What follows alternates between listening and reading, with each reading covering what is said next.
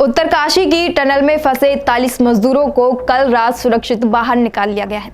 41 मजदूरों को बाहर निकालने में NDRF, SDRF, BRO, RVNL, SJVNL, ONGC, ITBP, NHAIEDCL, THDC, Uttarakhand राज्य शासन, जिला प्रशासन, भारतीय थल सेना, वायुसेना समेत तमाम संगठन अधिकारियों और कर्मचारियों की अहम भूमिका रही है। जैसे ही यह सभी मजदूर बाहर निकल आए, पूरे देश में खुशी की लहर दौड़ गई। सभी मजदूरों को बाहर निकालकर एम्बुलेंस के जरिए चिनियालीसौड़ के स्वास्थ्य केंद्र में लाया गया, जहां उन्हें डॉक्टर्स की निगरानी में रखा गया। सभी मजदूर पूरी तरह सुरक्षित हैं। मजदूरों के बाहर आने पर सभी नेता मंत्री अपनी शुभकामनाएं देने लगे। प्रधानमंत्री नरेंद्र मोदी ने 41 मजदूरों के साथ संवाद किया। इस वीडियो में आप देख सकते हैं कि किस तरह से मोदी ने सभी मजदूरों के साथ संवाद कर उनका हालचाल पूछा। नमस्ते सर। नमस्ते। क्या शुभ नाम आपका?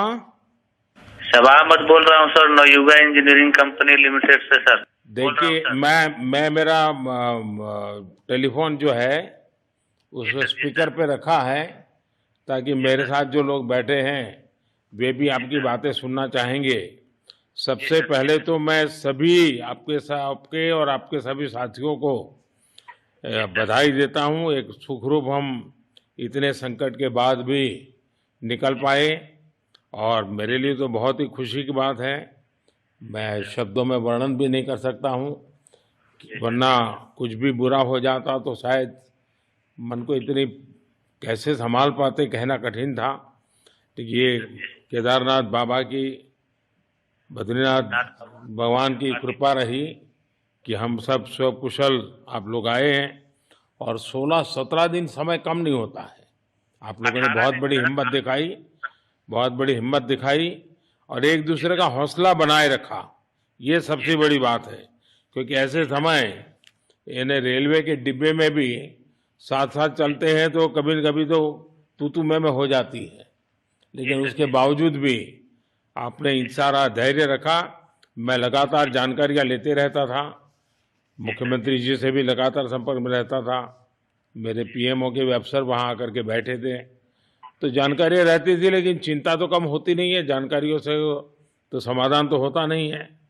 लेकिन मैं सचमुच में आपके माध्यम से वहां जितने भी हमारे श्रमिक साथी निकल करके आए हैं, सबको और उनके परिवार का पुण्य भी काम आया है, ताकि इस संकट की घड़ी से बाहर निकल करके आए हैं। आप कुछ करना चाहेंगे?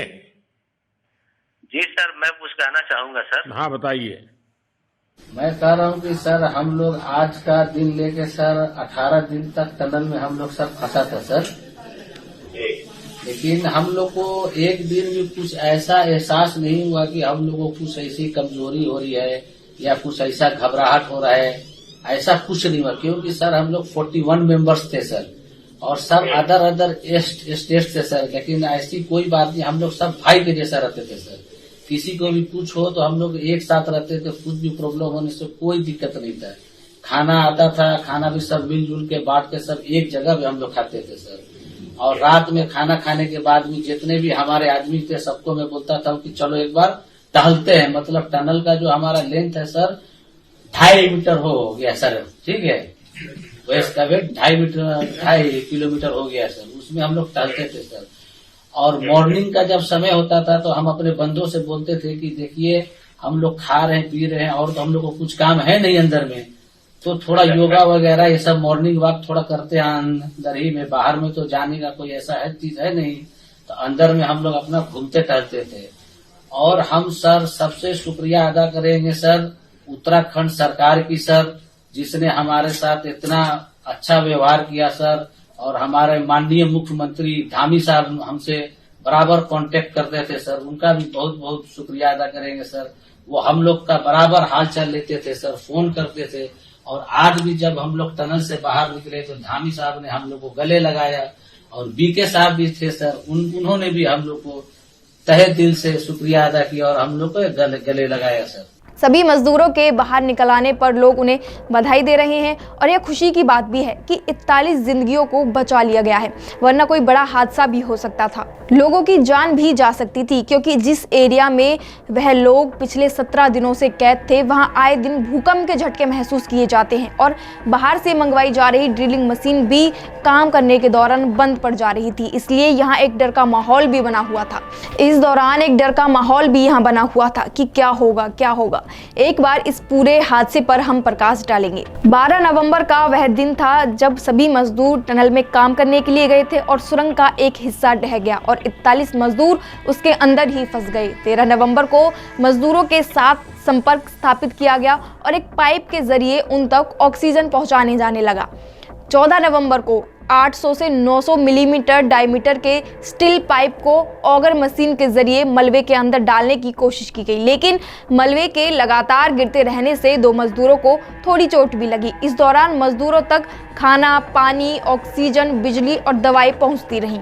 15 नवंबर को ऑगर मशीन से पूरी तरह संतुष्ट नहीं होने की वजह से NHIDCL ने नई स्टेट ऑफ द आर्ट ऑगनर मशीन की मांग की, जिसे दिल्ली से एयरलिफ्ट किया गया। 16 नवंबर को नई ड्रिलिंग मशीन ने फिर से काम करना शुरू किया। लगातार इसी तरह 4 से 5 दिन बीत गए, लेकिन किसी भी तरह की कोई शुभ समाचार नहीं मिला। किसी भी तरह की मशीन ने कोई काम नहीं किया।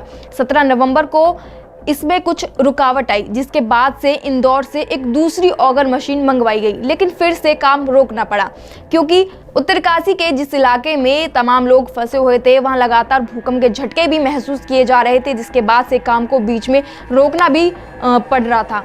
18 नवंबर को पीएमओ के अधिकारियों और विशेषज्ञों ने एक नया आदेश बनाया, जिस पर सभी कर्मचारियों ने काम करना फिर से शुरू कर दिया।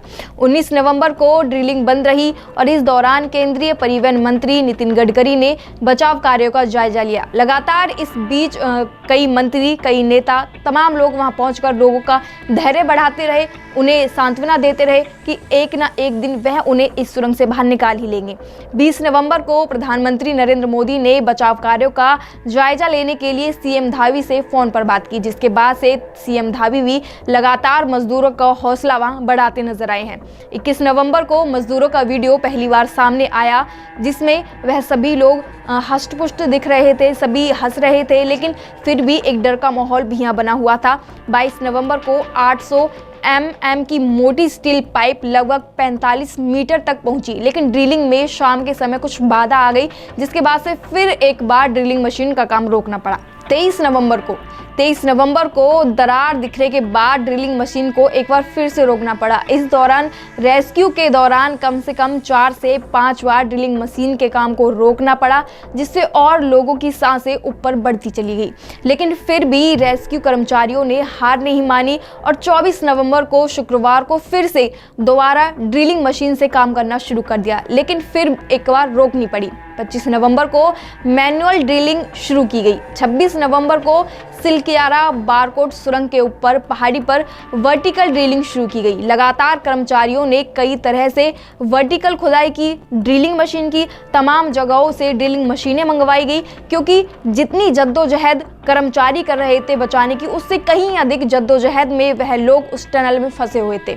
27 नवंबर को वर्टिकल खुदाई फिर से जारी रही और अंत में 28 नवंबर को दोपहर में रेस्क्यू टीम के लोग मजदूरों तक पहुंचने में कामयाब हो गए और सुरंग में पाइप डालने का काम पूरा हो गया। मजदूरों को सुरक्षित बाहर निकाला जाना शुरू कर दिया और यह सभी कर्मचारियों के लिए एक गर्व की बात रही है, क्योंकि तमाम जद्दोजहद के बाद, इतनी बार ड्रिलिंग मशीन रुकने के बाद उन्होंने वह कर दिखाया जो शायद नामुमकिन कुछ नहीं होता।